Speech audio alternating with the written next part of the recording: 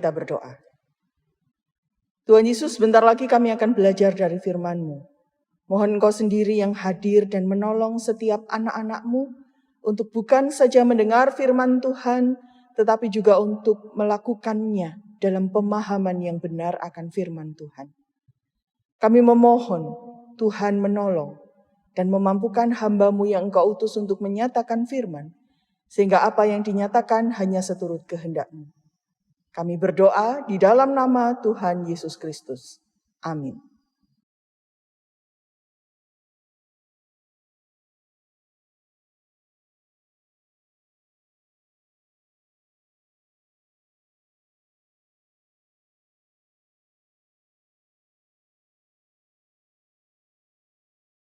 Bacaan pertama dari kitab Yesaya, pasalnya yang ke-55, ayat yang pertama sampai ke-9.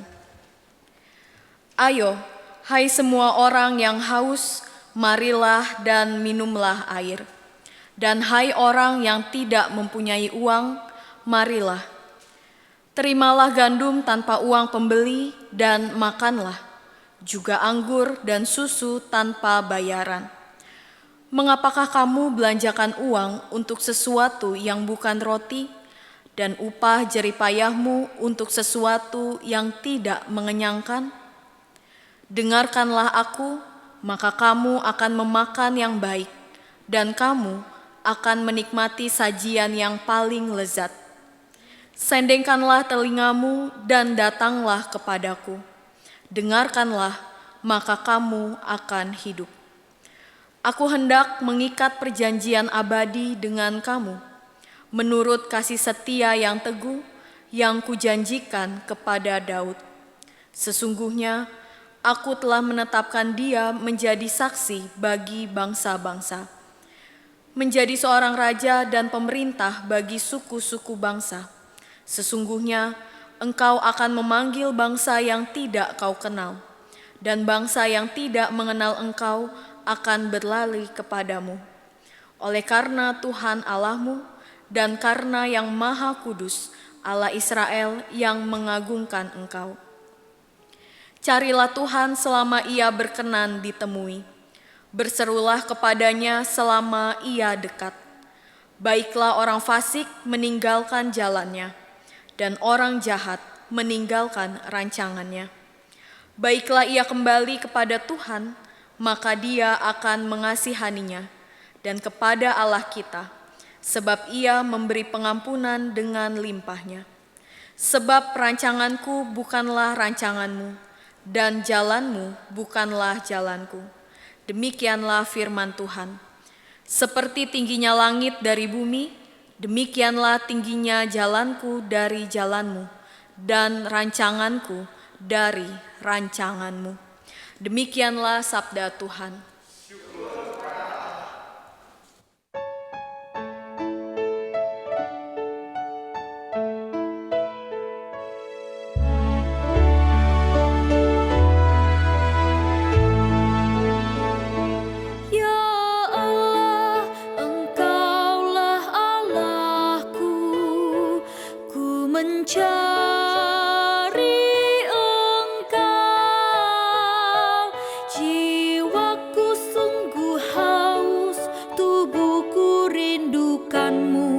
Bagaikan tanah yang kering dan tandus.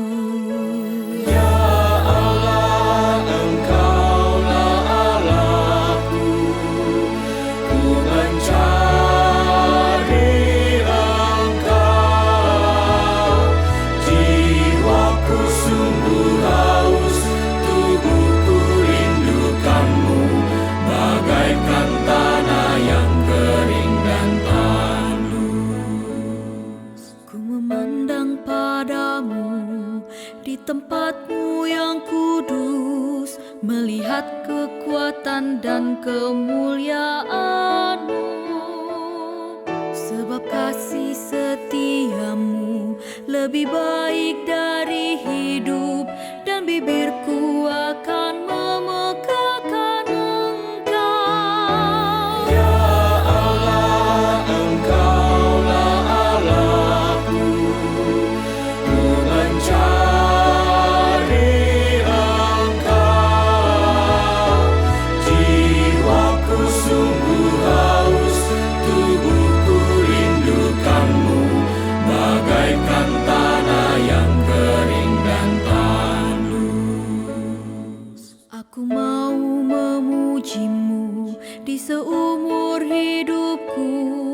dan menaikkan tanganku demi nama-Mu.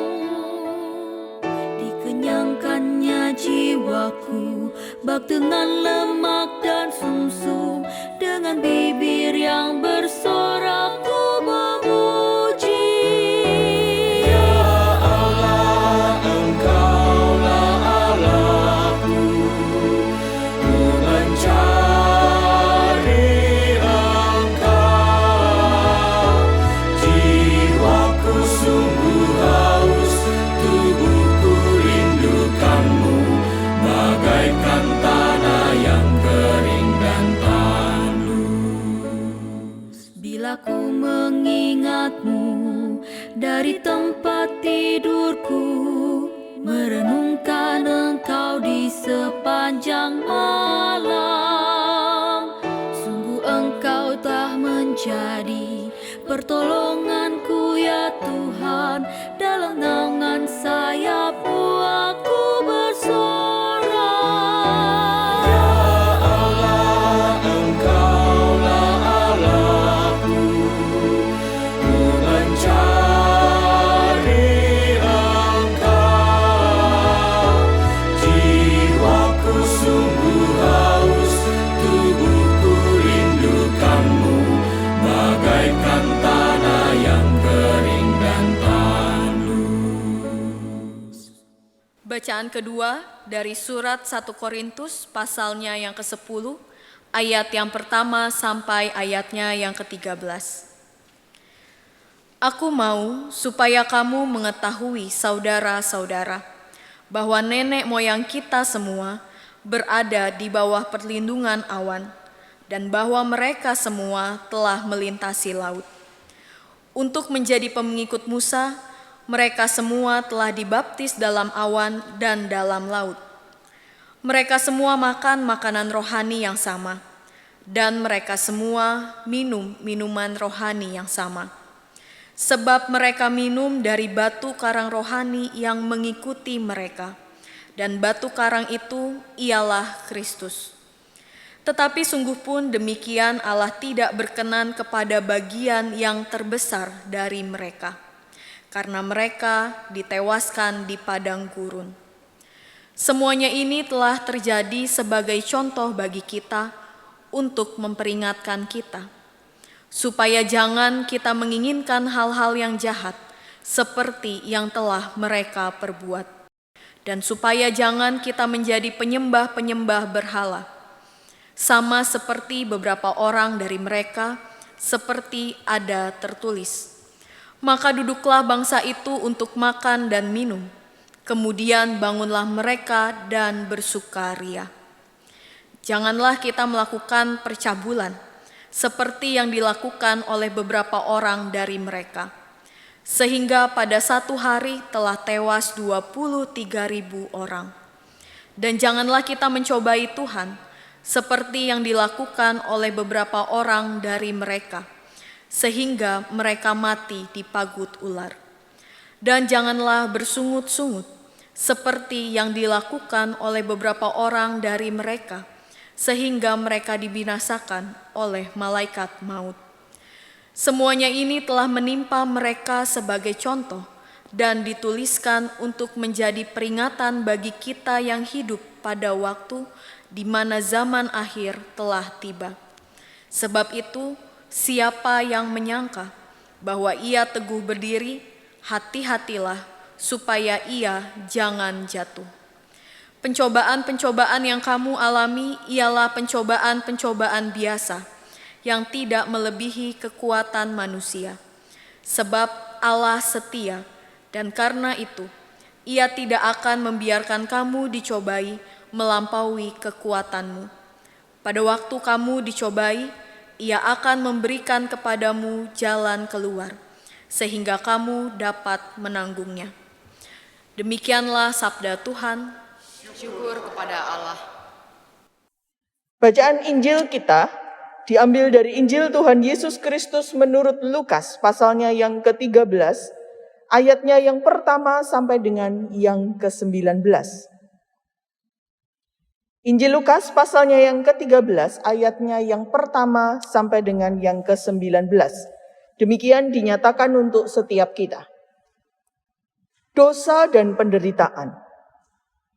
Pada waktu itu datanglah kepada Yesus beberapa orang membawa kabar tentang orang-orang Galilea yang darahnya dicampurkan Pilatus dengan darah korban yang mereka persembahkan.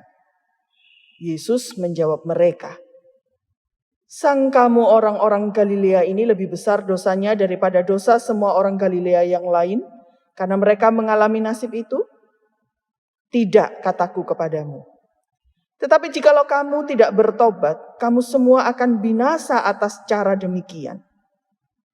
Atau sangkamu ke-18 orang yang mati ditimpa menara dekat Siloam lebih besar kesalahannya daripada kesalahan semua orang lain yang diam di Yerusalem? Tidak, kataku kepadamu. Tetapi jikalau kamu tidak bertobat, kamu semua akan binasa atas cara demikian." Perumpamaan tentang pohon ara yang tidak berbuah. Lalu Yesus mengatakan perumpamaan ini. Seorang mempunyai pohon ara yang tumbuh di kebun anggurnya, dan ia datang untuk mencari buah pada pohon itu. Tetapi ia tidak menemukannya. Lalu ia berkata kepada pengurus kebun anggur itu, "Sudah 3 tahun aku datang mencari buah pada pohon ara ini dan aku tidak menemukannya. Tebanglah pohon ini. Untuk apa ia hidup di tanah ini dengan percuma?" Jawab orang itu, "Tuhan, biarkanlah dia tumbuh tahun ini lagi. Aku akan mencangkul tanah di sekelilingnya dan memberi pupuk kepadanya. Mungkin tahun depan ia berbuah. Jika tidak, tebanglah dia." Menyembuhkan orang pada hari Sabat. Pada suatu kali Yesus sedang mengajar dalam salah satu rumah ibadat pada hari Sabat. Di situ ada seorang perempuan yang telah 18 tahun dirasuk roh sehingga ia sakit sampai bungkuk punggungnya dan tidak dapat berdiri lagi dengan tegak. Ketika Yesus melihat perempuan itu, ia memanggil dia dan berkata kepadanya, "Hai ibu, penyakitmu telah sembuh." Lalu ia meletakkan tangannya atas perempuan itu dan seketika itu juga berdirilah perempuan itu dan memuliakan Allah. Tetapi kepala rumah ibadat gusar karena Yesus menyembuhkan orang pada hari Sabat. Lalu ia berkata kepada orang banyak, "Ada 6 hari untuk bekerja. Karena itu datanglah pada salah satu hari itu untuk disembuhkan dan jangan pada hari Sabat."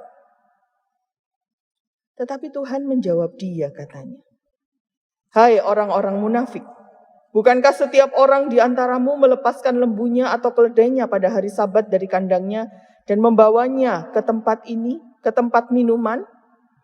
Bukankah perempuan ini yang telah 18 tahun diikat oleh iblis harus dilepaskan dari ikatannya itu karena ia adalah keturunan Abraham?"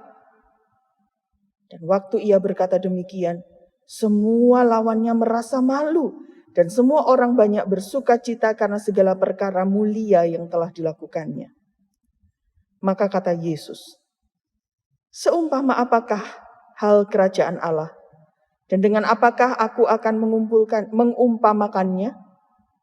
Ia seumpama biji sesawi yang diambil dan ditaburkan orang di kebunnya. Biji itu tumbuh dan menjadi pohon, dan burung-burung di udara bersarang di cabangnya." Demikianlah Injil Tuhan Yesus Kristus. Yang berbahagia adalah mereka yang mendengarkan sabda Allah dan yang memeliharanya. Hosiana. Hosana, Hosana, Hosana.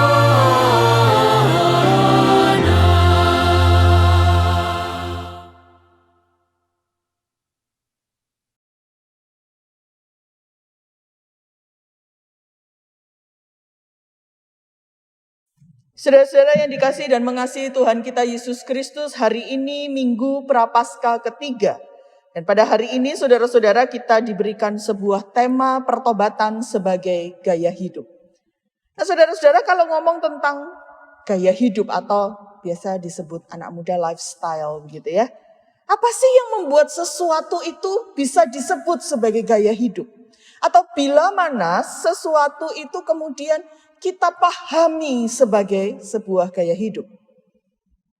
Nah, saudara-saudaraku yang dikasihi dan mengasihi Tuhan kita Yesus Kristus, sesuatu itu biasanya menurut saya disebut sebagai gaya hidup adalah ketika sesuatu tersebut, entah baik entah buruk ya saudara-saudara, itu menjadi sesuatu yang sungguh dikerjakan dan dinikmati dalam kehidupan seseorang dan dilakukan secara rutin. Itu menjadi sesuatu yang integral, itu menjadi sesuatu yang menyatu dengan kehidupannya. Bukan sesuatu yang kemudian terjadi hanya ketika momen-momen tertentu, hanya ketika ada tren yang mengiringinya.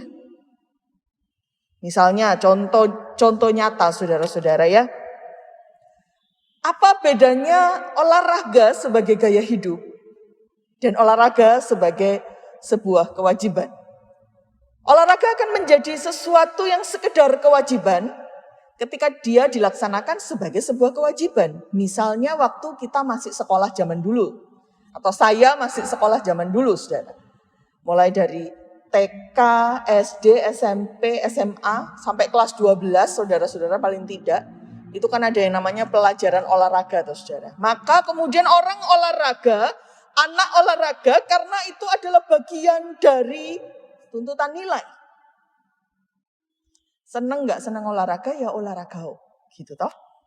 Nah tetapi kalau olahraga itu menjadi sebuah gaya hidup, maka olahraga itu tidak lagi dipandang sebagai sesuatu yang membebani, melainkan itu adalah sesuatu yang justru dirasakannya kalau tidak dilakukan oleh seseorang tersebut, maka dia akan sakit atau merasa tidak nyaman. Karena olahraga tersebut sudah menjadi gaya hidupnya. Akan ada sesuatu yang hilang, akan ada sesuatu yang kurang. Ketika seseorang tidak berolahraga, saat olahraga itu menjadi lifestyle-nya. Nah, sekarang kita bicara tentang pertobatan. Bagaimana kemudian cara kita untuk menjadikan pertobatan sebagai gaya hidup? Bagaimana kita menjadikan kehidupan kita menjadi satu bagian yang integral dengan pertobatan? Apa bisa? Harusnya bisa. Karena itu kita akan belajar dari bacaan kita hari ini, saudara-saudara. Mari kita perhatikan terlebih dahulu bagaimana untuk menjadikan pertobatan sebagai bagian dari gaya hidup alias lifestyle-nya orang percaya. Apa saja yang mesti dilakukan. Mari kita perhatikan pada pasal 13 ayat 1 sampai dengan ayatnya yang kelima dahulu. Ini bacaan Injil kita ini terdiri dari beberapa perikop.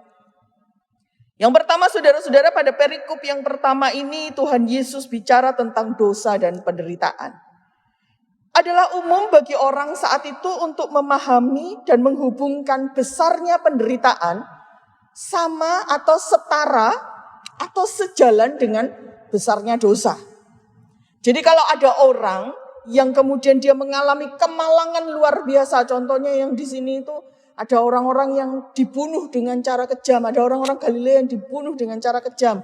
Kemudian darahnya dicampurkan dengan darah persembahan. Nah, saudara-saudara, ini adalah kekejian yang luar biasa. Sampai orang-orang Galilea yang lain kemudian datang dan mengatakannya kepada Tuhan Yesus. Dengan sebuah rupanya pemahaman bahwa itu terjadi karena mereka sangat berdosa. Respon Tuhan Yesus menarik untuk kita perhatikan. Tuhan Yesus justru mengatakan begini. Sangkamu orang-orang Galilea ini yang mati dibunuh dengan keji tadi saudara. Lebih besar dosanya daripada dosa semua orang Galilea yang lain karena mereka mengalami nasib itu. Tidak, kataku kepadamu. Tetapi kalau kamu tidak bertobat, kamu semua akan binasa dengan cara demikian. Atau sangkamu ke-18 orang yang mati dekat menara Siloam itu saudara-saudara dikatakan begitu oleh Tuhan Yesus. Lebih besar kesalahannya daripada kesalahan semua orang yang lain yang tinggal diam di Yerusalem? Tidak, kataku kepadamu. Dan diulang lagi, tetapi jikalau kamu tidak bertobat, kamu semua akan binasa atas cara demikian. Saudara-saudaraku yang terkasih di dalam Tuhan kita Yesus Kristus, dalam perikop ini Tuhan Yesus sedang mengkoreksi pemahaman banyak orang tentang dosa dan penderitaan. Orang banyak berpikir kalau ada orang yang begitu malang keadaannya, wah itu ya karena dosa dia pasti besar. Dan pemahaman yang seperti ini berakibat ada banyak orang yang gampang sekali untuk menjadi hakim bagi sesamanya. Pemahaman yang seperti itu juga membuat banyak orang merasa sudah aman, sudah baik keadaannya. Karena apa? Karena mereka tidak ditimpa kemalangan yang demikian.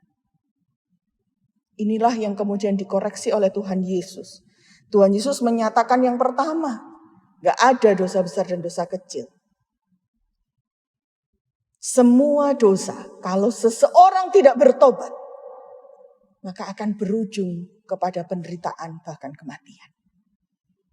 Karena itu saudara-saudaraku, kalau kita melihat pada bagian pertama bacaan Injil kita ini saudara-saudara, kita bisa melihat bahwa ternyata hal pertama yang kita perlukan untuk menjadikan pertobatan sebagai gaya hidup adalah pahami dahulu bahwa setiap orang itu berdosa dan bahwa setiap orang itu membutuhkan pertobatan. Jangan pernah berpikir bahwa dosamu tidak terlalu besar. Jangan pernah berpikir bahwa orang lain lebih berdosa daripada kita. Karena itu kita boleh lebih santai. Tuhan katakan, pahami, dosa itu akan berujung pada penderitaan. Karena itu engkau memerlukan pertobatan. Bertobatlah dan berbaliklah kepada Tuhan.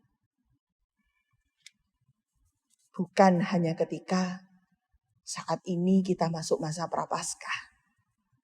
Bukan hanya ketika kita ada di gereja. Pertobatan seharusnya adalah menjadi bagian yang penting karena itu dia harus terjadi secara terus-menerus sebagai bagian yang integral dalam diri dan kehidupan orang percaya. Nah, berikutnya saudara-saudara yang penting untuk kita perhatikan adalah perikop tentang pohon ara yang tidak berbuah. Di dalam pasal 13 ayat 6 sampai dengan ayatnya yang ke-9, Tuhan Yesus mengatakan perumpamaan tentang seorang punya pohon ara. Dia sudah tanam itu pohon, diserahkan pemeliharaannya pada pengurusnya. 3 tahun saudara-saudara, tapi pohon aranya tidak kunjung berbuah. Sedikit jengkel, lalu si pemilik mengatakan, dah tebang aja. Tapi menariknya pengurus kemudian mengatakan, jangan dulu Tuan, biarkanlah dia hidup tahun ini. Tak pupuknya, tak bersihkannya. Siapa tahu tahun depan dia berbuah. Biarkanlah dia hidup tahun ini. Apa sih yang mau digambarkan dengan ini saudara-saudara? Apa yang mau dikatakan oleh Tuhan Yesus? Tidak lain dan tidak bukan Tuhan Yesus hendak mengatakan bahwa ada bagimu kesempatan untuk mengalami pertobatan. Sebab Bapamu memberi engkau waktu untuk bertobat. Maka berbaliklah dari tingkah lakumu yang jahat, senyampang kesempatan itu masih ada. Bertobatlah, dan bertobat itu berarti engkau menghasilkan buah. Kalau engkau mengatakan engkau bertobat tapi tidak ada buah yang dihasilkan dari hidupmu, maka itu adalah sebuah kekosongan yang luar biasa. Saudara-saudara, para nabi di Perjanjian Lama sering mengistilahkan bangsa Israel itu laksana pohon ara yang tidak berbuah. Dan kemudian mereka menyerukan pertobatan. Dan rupanya itu juga yang dipakai oleh Tuhan Yesus untuk menggambarkan ajakan pertobatan ini. Sebuah peringatan namun juga sebuah berita. Sebuah peringatan akan adanya batas waktu dan kesempatan untuk kita bisa menyatakan pertobatan kita. Namun sekaligus juga sebuah berita dan kabar baik. Karena di sana Tuhan Yesus mengatakan, Bapamu memberi engkau kesempatan.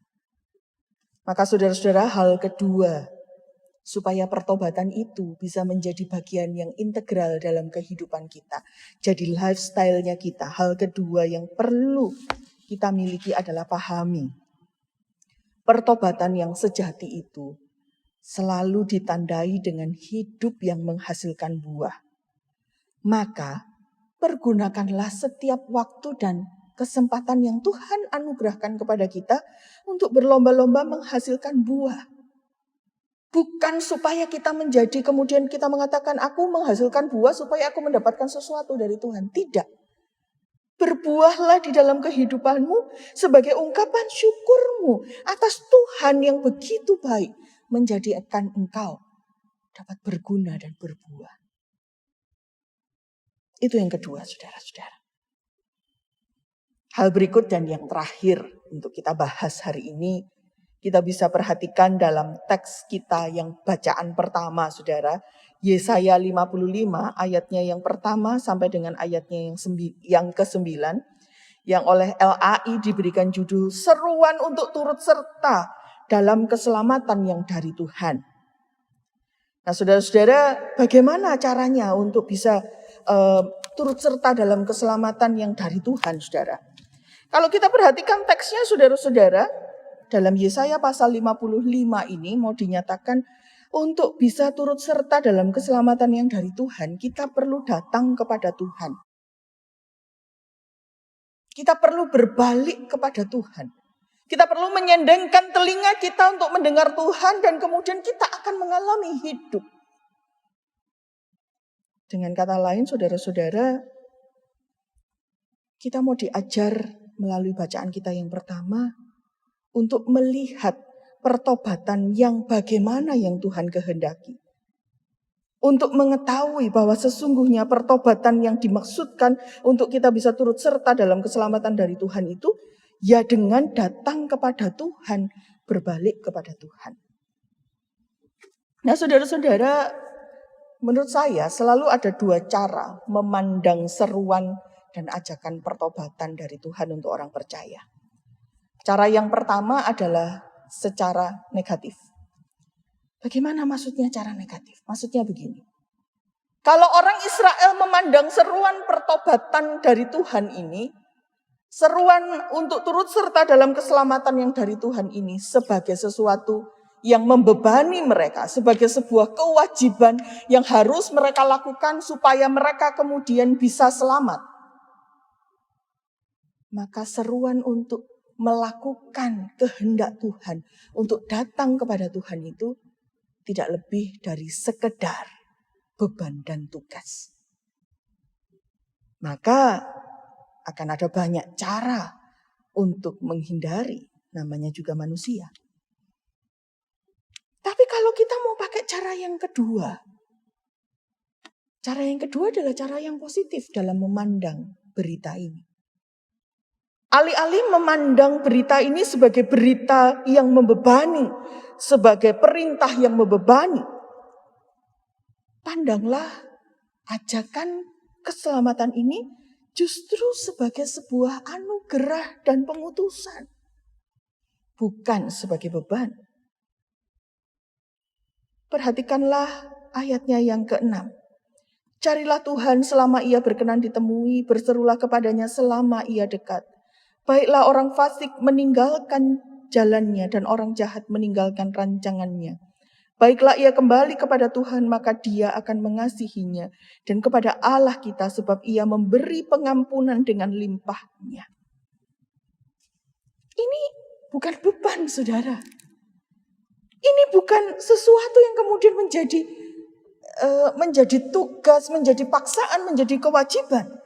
Tapi ini adalah berita tentang Allah yang begitu baik, yang berkenan untuk ditemui, yang berkenan untuk kita datang mendekat kepadanya. Bahkan dikatakan saudara-saudara bahwa sesungguhnya ayat 4, Israel telah ditetapkan menjadi saksi bagi bangsa-bangsa. Ini adalah seruan dan ajakan pertobatan. Nah saudara, hal ketiga. Tadi 1, 2 sudah, sekarang hal ketiga berdasarkan teks ini, saudara. Untuk bisa menjadikan lifestyle kita itu adalah pertobatan. Yang kita perlukan adalah, jangan lupa untuk melihat firman Tuhan dan melihat pengutusan Tuhan dan melihat pertobatan itu sendiri sebagai sesuatu yang adalah anugerah, alih-alih beban dan kewajiban. Jadi saudara-saudara, ada 3 hal utama yang penting untuk kita bisa menjadikan pertobatan sebagai bagian dari gaya hidup kita. Yang pertama yang tadi saudara-saudara saya ulang sedikit. Yang pertama adalah pahami pertobatan itu adalah hal yang penting untuk kita semua. Tidak ada dosa besar, dosa kecil. Setiap orang yang berbuat dosa, dia harus mengalami pertobatan. Dan jangan lupa, kecenderungan kita adalah berbuat dosa. Dan yang kedua, pahami saudara-saudara bahwa dalam pertobatan itu harus selalu ada buah. Pertobatan yang sejati hanya akan menunjukkan buah dalam kehidupan seorang yang bertobat. Dan bertobatlah, berbaliklah kepada Allah sebagai bagian dari ungkapan syukurmu. Sebab Tuhan yang baik memberi engkau kesempatan untuk bertobat. Yang terakhir tadi saudara-saudara, agar pertobatan menjadi bagian yang integral dalam kehidupan kita. Selalu lihat dan pahami bahwa bertobat adalah sebuah anugerah. Adalah anugerah jika engkau masih diperkenan Tuhan untuk mengalami pertobatan. Maka bersyukurlah dan berbaliklah kembali kepada Tuhan.